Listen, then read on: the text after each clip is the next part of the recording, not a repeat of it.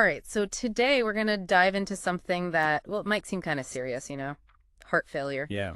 But before anyone starts checking their pulse, we're not here to give medical advice, don't worry. Right. Think of this as more of a heart failure 101 kind of thing, just trying to break it down, no jargon, just knowledge. Exactly. And you can tell it's important stuff because even the Heart Foundation, they've got resources about this in what feels like a million languages. It's true. Seriously, everything from Arabic to Vietnamese, it's wild. Yeah, they definitely want to make sure everyone understands this. For sure, for sure. So I guess maybe the best place to start is, what is heart failure exactly? Because it kind of sounds like, I don't know, your heart just stops working altogether, right? Yeah, a lot of people think that, but it's actually way more nuanced than that. Yeah. Okay, so what's actually going on then? When someone says, oh, their heart's not pumping as well as it should, what does that even mean? It's like, imagine your heart is, I don't know, a powerful engine, right? In heart failure, that engine's still running. It's not delivering that fuel, that oxygen and all the good stuff to the rest of the body the way it should be. So it's it's still chugging along, but it's kind of sputtering, struggling to keep up. Exactly. That makes it a little clear. Yeah. So then what are the signs? If this is happening to you, what are you feeling? Is it constant chest pain or what? Well, chest pain can be a factor, yeah, but honestly, one of the biggest red flags is swelling. Especially in the legs and ankles. Wait, seriously, I would have never guessed that. That doesn't seem very intuitive. Why would that happen? Well, remember that whole engine analogy we're working with? Yeah. So when the heart's not pumping efficiently, things can kind of get backed up. It's like rush hour traffic. Yeah. But it's fluid in your body instead of cars. And that backup, it often shows up as swelling in your lower half first. Ah, okay. So you've got this image of your heart not pumping well, maybe causing some fluid buildup. But here's where I think it gets really interesting.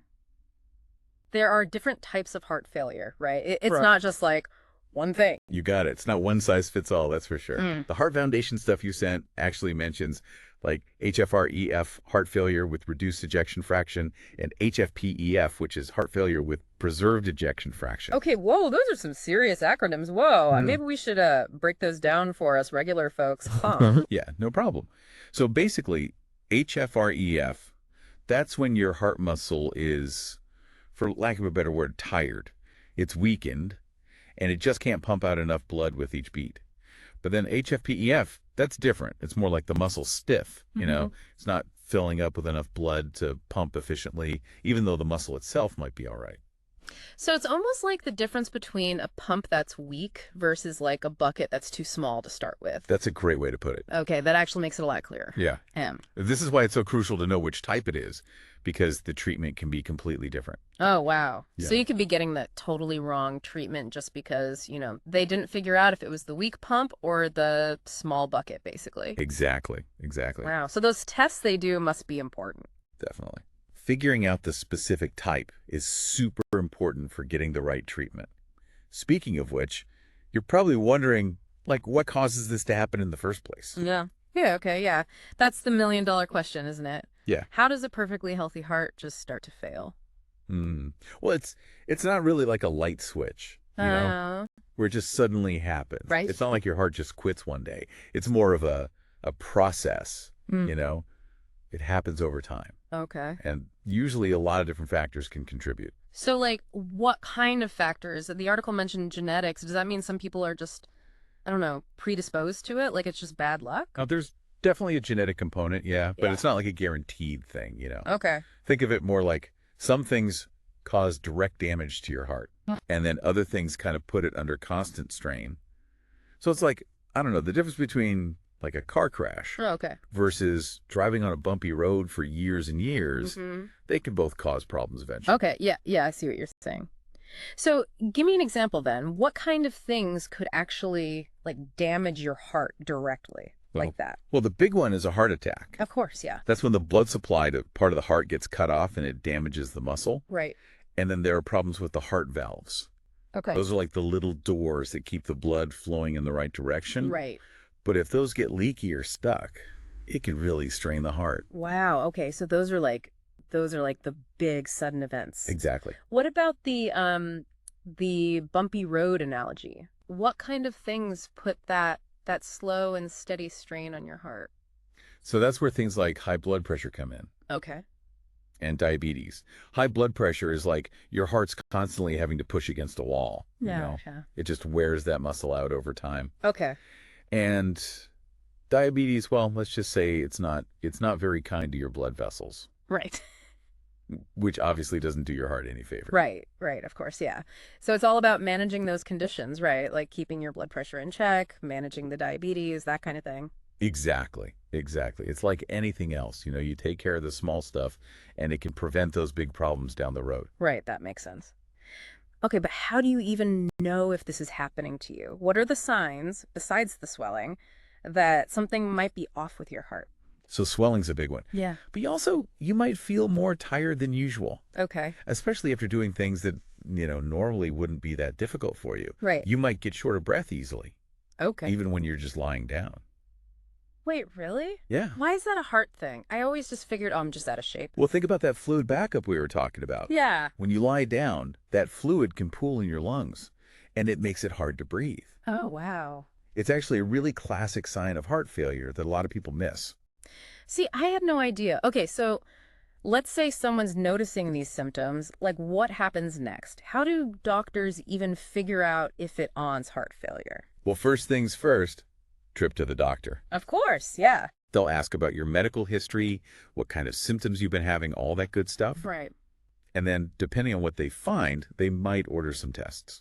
Okay, so what kind of tests are we talking about? Like, is this a full-on body scan situation? No, not quite that intense. One of the most common ones is an ECG, Okay. electrocardiogram. Right, right, It's actually really quick, really painless. They just stick a few electrodes on your chest. right. It measures your heart's electrical activity. Oh, right. It's like those wavy lines you always see in the movies. Exactly, Yeah. exactly. And then, if they want to actually see your heart in action, they might do an echo, which is short for echocardiogram. Okay. It's basically an ultrasound for your heart. Uh-huh. Gives them a moving picture of how it's pumping. So they can actually see if it's like struggling to squeeze or if there's any fluid buildup? Exactly. Wow, that's incredible. Okay, so what happens if they diagnose heart failure? Is that it? Is there even a way to fix it? Or so they tell you it's heart failure. Mhm. What happens next? Can you like reverse it at that point, or is it more about managing it, you know? That's what's so interesting about heart failure treatment. It's not like, I don't know, setting a broken bone. Right. It's usually a bunch of different things. Okay. Medications, lifestyle changes, that sort of thing. So it's more a marathon than a sprint, huh? Exactly. Okay, so let's talk about that marathon training plan then. Haha.